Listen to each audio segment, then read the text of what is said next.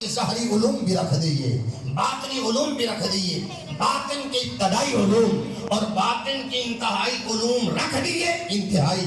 فرمایا وہ تکنا چاہتے ہو دیکھ لو، اس ہستی کا نام ہے شاہ برداں شیر یزداں قوت پروردگار، اس کا نام ہے مولا کائنات علی المرتضیٰ شیر خدا کرم اللہ وجہ الکریم کی ذات ہے۔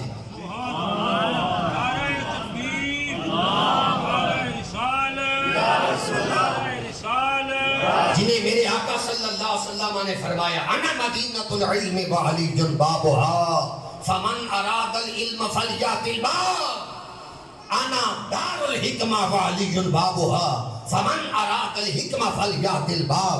فرمایا میں علم و حکمت کا شہر ہوں، علی علم و حکمت کا دروازہ ہے۔ کائنات میں جسے علم اور حکمت چاہیے، نالج اور وزڈم اور دانائی چاہیے، وہ دروازہ علی پہ آئے، اسے نبی کا فیض بھی نصیب ہوگا، علی کا فیض بھی نصیب ہوگا۔ سبحان اللہ۔ میری آپ سے ایک استدا ہے کہ آپ مجھے تھوڑی سی نظر دیں، بس میں کسی اور چیز کا طالب نہیں، آپ بس مجھے ہوش کے ساتھ بیداری کے ساتھ سن لیں تاکہ ہمارا بیٹھنے کا مقصد پورا ہو۔ ارشاد فرمایا واہ، اہل لغت نے مفسرین نے حرف واو کے 8 سے زیادہ معنی بیان دیے۔ ان میں سے پہلا معنی ہے کبھی اللہ رب العزت نے حرف واو کو اپنی کتاب حکمت کے اندر شرکت کے معنی میں ذکر کیا تو شرکت کرنا، شریک کرنا، شامل کرنا، اس کو کہتے ہیں واو للمتشرکہ چھوٹا کاف۔ شرکت کے معنی میں اس نے اپنی کتاب انقلاب میں حرف واو کا ذکر کیا، جیسے فرمایا شرکت میں ان اللہ وَمَلَائِكَتَهُ يُصَلُّونَ عَلَى النَّبِيِّ، سبحان اللہ، سبحان اللہ۔ بے شک اللہ اور اس کے سارے فرشتے شریک ہوتے ہیں، شامل ہوتے ہیں کس میں؟ یصلون علی النبی، مصطفیٰ پر عمل صلاۃ میں، عمل درود میں۔ یا ایھا الذین آمنوا صلوا علیہ وسلموا تسلیما، ایمان والو تم بھی عمل صلاۃ میں یوں شریک ہو۔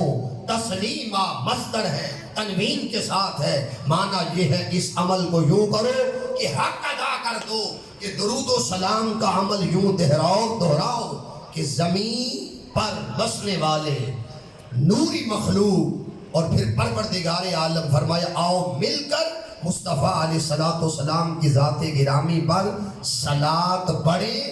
فرشیو تم بھی اس عمل صلاۃ میں نوریوں کے ساتھ اور پروردگار عالم کے ساتھ شریک ہو جاؤ۔ سبحان اللہ، سبحان اللہ۔ وہ کسی عمل میں شریک ہونے سے منع کرتا ہے کہ میری ذات میں شریک نہ ٹھہراؤ، میری صفات میں شریک نہ ٹھہراؤ، میرے علم میں شریک نہ ٹھہراؤ، میری ہستی میں شریک نہ ٹھہراؤ، میری عبادت میں شریک نہ ٹھہراؤ، مگر اس نے خود حکم دیا ان اللہ وملائکتہ یصلون علی النبی۔ امام بخاری فرماتے ہیں اللہ کی صلاۃ کیا ہے؟ صلاۃ اللہ ثناؤہ علیہ عند الملائکہ، اللہ کی صلاۃ یہ ہے کہ وہ ملائکہ کو اکٹھا کر کے ہر وقت محمد کی ثنا اور تعریف ہی کرتا رہتا ہے۔ سبحان اللہ، سبحان اللہ، واہ کیا بات ہے، ثنا ہی کرتا رہتا ہے۔ سبحان اللہ۔ صلاۃ اللہ ثناؤ علیہ عند الملائکہ، خدا کا درود یہ ہے، خدا کی صلاۃ یہ ہے کہ وہ ہر وقت فرشتوں کے سامنے اپنے حبیب کے حسن و جمال کا ذکر کرتا رہتا ہے، اپنے حبیب کے اوصاف حمیدہ کا تذکرہ کرتا رہتا ہے، اپنے رسول مکرم صلی اللہ علیہ وآلہ وسلم کے رعنائی، حسن، کمال، فضائل، شمائل، عظمتیں، برکتیں، سطوتیں، رعنائیاں، اس کا حسن و بیان ہی کرتا رہتا ہے۔ میں پہلا معنی میں نے عرض کیا واو کا معنی شریک کرنا، میرا تو دل کرتا ہے کہ آپ مجھے اس دل جمی سے سنیں کہ اگلا سال 2025 کا آئے تو آپ کہیں جی آپ نے اقبال صاحب کو بلایا تھا، ہم نے ان کا خطاب اتنی دل جمی سے سنا ہے، ہم چاہتے ہیں کہ اب یہ خطاب گلی گلی، منڈی بہاؤالدین، محلہ محلہ ہم کہیں گے۔ ہم چاہتے ہیں 8 10 20 جوان ایسے آئیں کہ جو اتنے شغف سے، لگن سے، محبت سے فنا ہو کر محویت کے ساتھ سنیں کہ جب سنیں تو پھر ان کو ازبر اور یاد بھی ہو۔ سبحان اللہ۔ پہلا معنی واو بمانا تشریک، شرکت کرنا۔ دوسرا مفسرین اہل لغت کہتے ہیں کبھی اللہ رب العزت نے حرف واو کو قرآن مجید کے اندر مغایرت کے معنی میں بیان کیا۔ مغایرت کا معنی ہوتا ہے جدائی، مغایرت کا معنی ہوتا ہے جدا، انگلش میں کہتے ہیں ڈیفرینشیٹ، دو چیزوں میں فرق کرنا، جدا کرنا، انفصال کرنا، الگ کرنا۔ اگر واو کو مغایرت، جدائی کے معنی میں قرآن مجید کی اسٹڈی کی جائے، مطالعہ کیا جائے تو اللہ رب العزت یوں ذکر فرماتے ہیں قَدْ جَاءَكُم مِّنَ اللَّهِ نُورٌ وَكِتَابٌ مُّبِينٌ، فرمایا بے شک اللہ رب العزت کی جانب سے تمہارے پاس آ گیا نور و کتاب۔ نور اور کتاب کے درمیان یہ جو واو ہے یہ جدائی کے لیے ہے کہ نور کو کتاب نہ سمجھنا، کتاب کو نور نہ سمجھنا، یہ الگ الگ چیزیں ہیں۔ نور ای محمد، نور ای رسول، نور ای احمد، نور ای المصطفیٰ۔ نور کے حوالہ سے 25 تفاسیر بھی پڑھو، ہر مفسر یہی کہتا ہے نور سے مراد تاجدار کائنات علیہ السلام، اور ہر مفسر یہی کہتا ہے کتاب سے مراد ہے قرآن مجید۔ قرآن بھی نور ہے، مصطفیٰ بھی نور ہے، اور ان دونوں کو دنیا میں بھیجنے والا پروردگار عالم بھی نور ہے۔ نعرہ تکبیر، نعرہ رسالت۔ اس نے اپنے لیے فرمایا اللہ نور السماوات والارض، اللہ زمین و آسمان کا نور ہے۔ اس نے اپنا نور ہونا ذکر کیا، اپنے رسول صلی اللہ علیہ وآلہ وسلم کے لیے فرمایا قد جاءکم من اللہ نور۔ قرآن مجید کے لیے فرمایا یا ایھا الناس، اے لوگو، قد جاءکم برہان من ربکم وانزلنا الیکم نورا مبینا، اور ہم نے آپ کے ساتھ واضح نور اتارا ہے۔